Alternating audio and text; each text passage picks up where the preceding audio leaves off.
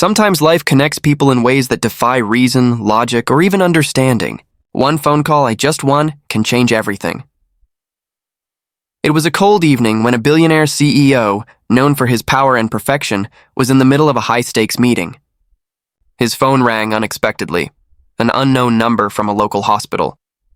Normally he would have ignored it, but a quiet instinct, made him answer. The voice on the other end trembled slightly as it said, "Sir, we're calling from City Hospital. A young waitress was in an accident, and your number is saved on her phone under the name Dad." The room went silent. He froze, unable to speak. He didn't have a daughter, at least not one he knew of. Yet, in that instant, a rush of emotions, confusion, and a strange sense of responsibility filled his heart. Who was she? Why did she have his number? And why, Dad?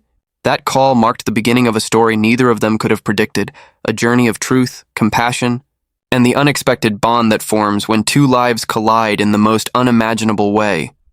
Sometimes, strangers carry pieces of our hearts we never knew were missing. Life has a way of weaving connections that make no sense at first glance, yet later feel like they were destined all along. When the billionaire received that phone call from the hospital, his world paused for the first time in years. He had spent his entire life chasing success, building empires, and surrounding himself with walls of money, power, and prestige. Yet that one call pierced through every layer of his carefully constructed world. A waitress, someone he didn't even know, had saved his number as Dad. The word echoed in his mind, strange and unfamiliar, stirring something deep within him that he didn't recognize at first, something human, something tender. He couldn't understand why it bothered him so much. He could have dismissed it as a mistake, a wrong number, or even a prank. But he couldn't let it go. There was something about it, something unsettling and magnetic. The name Dad carried a weight he didn't expect. For years, he had lived a life of isolation despite the noise of boardrooms and flashing cameras. He had everything money could buy, yet nothing that made him feel truly alive. And now, this call from a stranger had awakened a forgotten part of his soul. When he arrived at the hospital, the smell of antiseptic and the echo of hurried footsteps made him uneasy. He was a man used to control, but here he felt powerless. Nurses glanced up at him as he entered, some recognizing him immediately, whispering his name under their breath. But all he could think about was the girl lying in one of those rooms. The girl who had his number saved as Dad. He wasn't her father, at least, not in any biological sense, but the thought that she believed he was something more to her shook him to his core. He found her in a dimly lit room, her face pale, a bandage across her forehead, and her arm resting weakly on the bed. There was something heartbreakingly innocent about her. The nurse said she'd been calling his name before losing consciousness. He stood there, staring, unable to speak. She looked nothing like him, yet something about her felt familiar.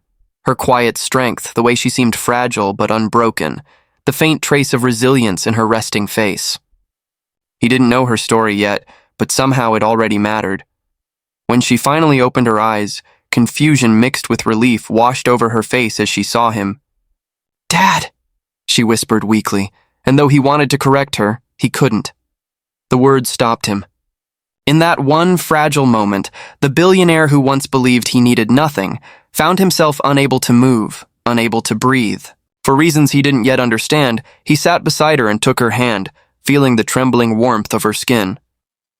Over the next few days, he learned fragments of her story. She was a waitress at a small cafe downtown, working double shifts to support her younger brother after their parents had died years ago. She had no one left, no family, no safety net, no one to call in an emergency. One night, she overheard a conversation at his company's event where he had spoken kindly to a struggling employee, offering to help without expecting anything in return. That single moment had stayed with her. In a world where kindness was rare, she'd seen something human in him, something that reminded her of the father she had lost. And so when she got her first phone, she saved his number, not because she knew him personally, but because she wanted to believe that someone like him existed in her world, someone who would care. For him, that revelation was shattering. All his wealth, all his achievements, all his power, none of it had ever inspired this kind of faith. Yet here was this girl, a stranger, who had seen something good in him before he could even see it in himself. He couldn't explain why, but he started visiting her daily.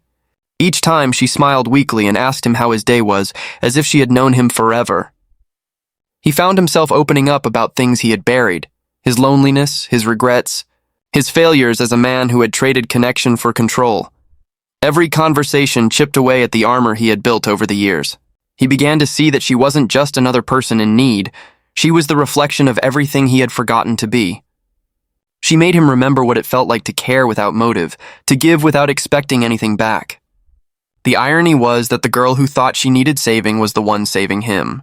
Through her eyes, he saw the kind of person he could have been if life had gone differently. Gentler, warmer, more human.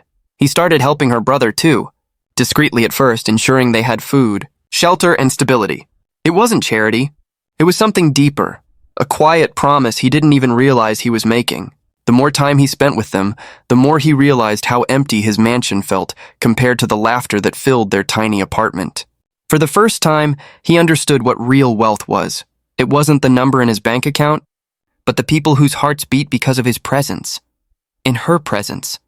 The word dad stopped feeling like a mistake and started feeling like a gift. It wasn't about blood or obligation. It was about connection, the invisible thread that ties souls together when fate decides they need each other most. Fate doesn't always bring people together by blood, but by the love they need most. The billionaire never believed in fate, destiny, or anything that couldn't be measured in data and results. His world ran on logic, not miracles. Yet the night he got that phone call, everything he thought he knew about connection and meaning began to unravel. He had no daughter, no family, no one waiting for him beyond the walls of his penthouse office. And yet, somehow, a young waitress, someone who should have been a complete stranger, had his number saved as Dad. The idea was absurd, but it stirred something inside him that reason couldn't explain. He found himself drawn to her, not out of curiosity, but out of something quieter, deeper, almost instinctive. The hospital room was dim when he entered for the second time. Machines hummed softly, the sound of rain tapping against the window.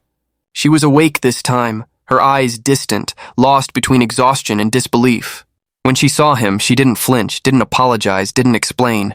She simply looked at him the way someone looks at the last piece of safety they have left. It was in that gaze that he realized fate wasn't about coincidence.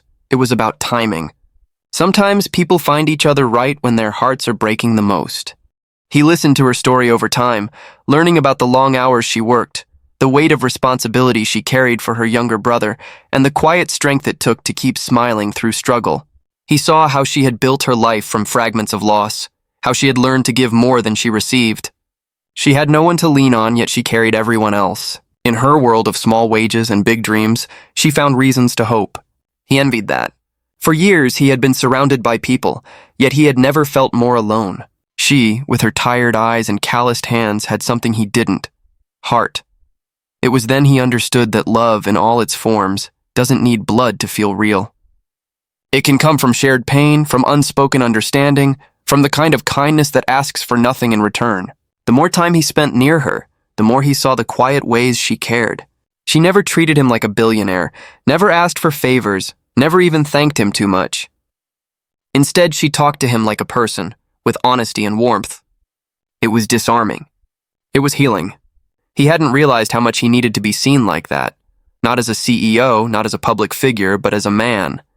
As the days turned into weeks, their bond deepened. He began helping her in subtle ways, ensuring her bills were paid, arranging medical care for her brother, and checking in often. She never asked why, never questioned how. Perhaps she knew somehow that he needed this as much as she did. Every visit chipped away at the silence that had ruled his life for so long. The sterile walls of his office began to feel suffocating, while the small, laughter-filled apartment she shared with her brother felt alive, human, and real. He started to feel protective, not because of guilt or pity, but because something within him recognized something within her. There was a moment one evening when she looked at him with a soft smile and said, "You remind me of my dad.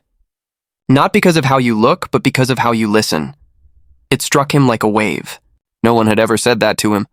He had spent his entire life being listened to, but never truly listening. And now, here was this young woman teaching him what compassion sounded like.